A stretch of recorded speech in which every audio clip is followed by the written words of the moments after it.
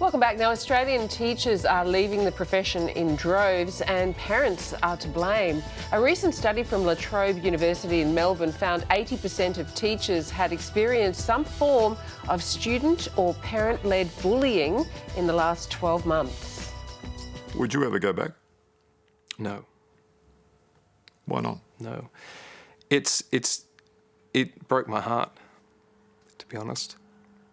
So, yeah, no, I couldn't do it again. Gee whiz, right.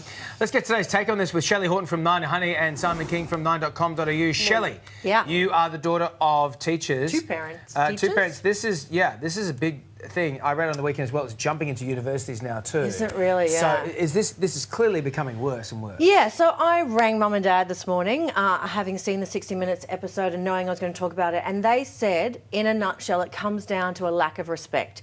Dad said that when he was teaching and he had a problem with a student and called the parent in, they would be grateful that they had been brought to their attention and they would work together on finding a solution. He said by the end of his career, if he called a parent in, they were combative and they were defensive and they thought that their child could do no wrong. And he said this, unfortunately, is a sign of society at the moment.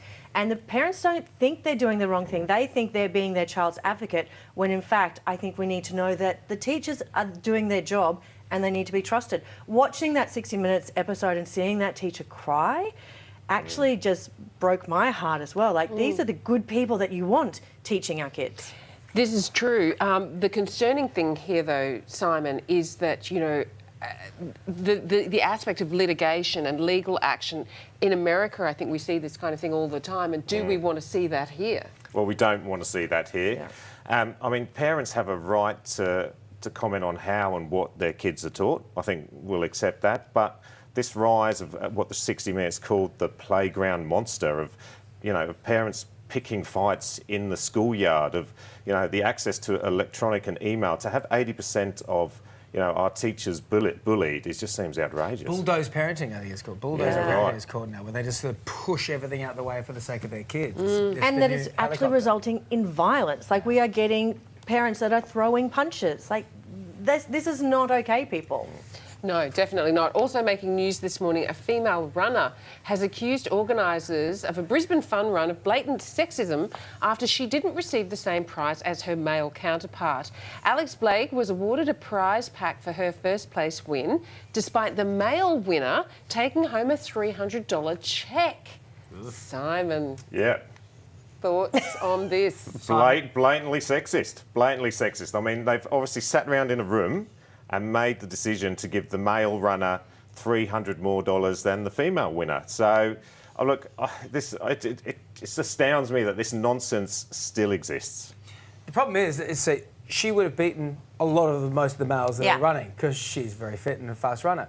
Should we be having different prizes for different genders? Look, here's the thing. Okay. You know that I'm going to get on my soapbox about sexism and how we had that surf competition where the girl was awarded half what the boy was. They fixed it. Can I actually praise QUT? Because after she complained about this, they have said, thank you for bringing this to our attention.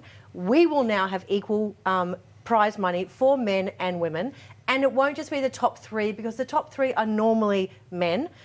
So it will be the top three men and the top three women will all get cash prizes. So rather than, you know, jump up and down and say this is a disgrace, congratulations to them for saying, you're right, thanks for bringing it to our attention, and we'll make sure it's different next year. Shelley, I can't congratulate them. They must know that in this day, how are they even talking about it? How can they not be ahead of this conversation, you know? Well, here's the thing.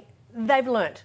And they've learned a hard way through some very negative publicity, and they're making some change. So, yeah, you're right. It is 2019. They should have spotted this ahead of time, but they didn't. But they thought that was okay. Yeah. This is okay. I mean, I don't get it. I don't get it. The sort of gender diversity pay gap in sport has been a hot issue for a while, and then for them to sit around a table and go, OK, we'll give the man $300, but the woman's not getting it. She gets a Mac voucher. Yeah, that's right. I just think, I think we're way ahead of that. Wow. Well, Shelly and Simon, stay with us. When we come back, why Rachel Griffiths thinks watching TV on your phone should be illegal. And find out why a popular Melbourne pub has decided to remove the kids' playground. Stay with us. Welcome back. Now, it's been reported Australian actress Rachel Griffiths thinks it should be illegal to watch Game of Thrones on your phone. She says it's sacrilegious and thinks the show deserves to be watched on a proper television. Simon King and Shelly Horton are here to discuss this before the new episode drops today. Simon, Yes. I mean, sure, she's got a point. I mean, shouldn't we all have a media room with surround sound and watch Game of Thrones without any children bothering us? Or, like most parents, should we be like sitting over a kitchen sink, eating leftovers that have been left there going like that, just trying to catch up? I think the good news here is that it's very unlikely to be made illegal, so that's a relief, right? What?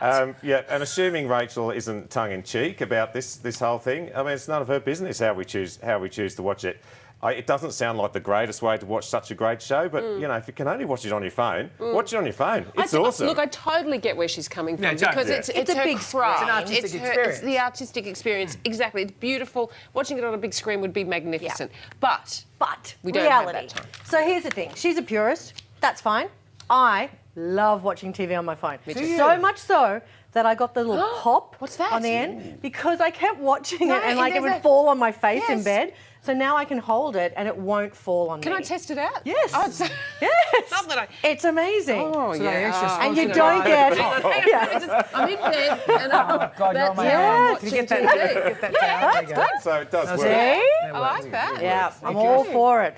Finally, a popular Melbourne pub has been slammed for ripping out its children's playground and replacing it, wait for it, with an iPad station. Oh, good. You can watch Game of Thrones. The Sandringham Hotel, also known as the Sandy, recently revamped its dining area, removed all that old school play stuff where kids can hurt themselves, and put a multiple screens free for kids to use.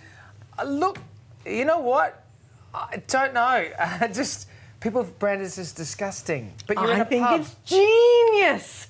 There's nothing worse than kids running around at the pub. I love it when parents put the kids on the iPad. They're quiet.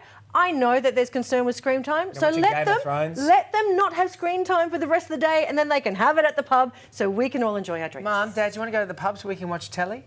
I don't like it. Oh, it's like pokey. Simon. It's like pokies for kids, right? You just sit them over there, let them play. Yeah. It's about call me old-fashioned. The pub was to communicate, was to form, have human interactions, form bonds, have a chat. For kids to run around like lunatics, Lunatics. absolutely Yeah. wear themselves Eating out. chips out of a bowl, those little They wooden jump off the bowls. slippery right. side and break an arm, Spread and then you their have to go to the germs. hospital. They Like, take it. Those are the ones Drunk. that put in like jumping Drive my kid to hospital. Yeah. you can Sorry, we're just entertain having them. a You can separate We're all having our own conversation here. And you probably are too at home. Let us know. What were you talking about? We're talking about my kid. I said, what if they, jump off the slippery dip and break an arm? You got to take them to the hospital. He's I like, can't take oh, him to hospital. I'm drunk.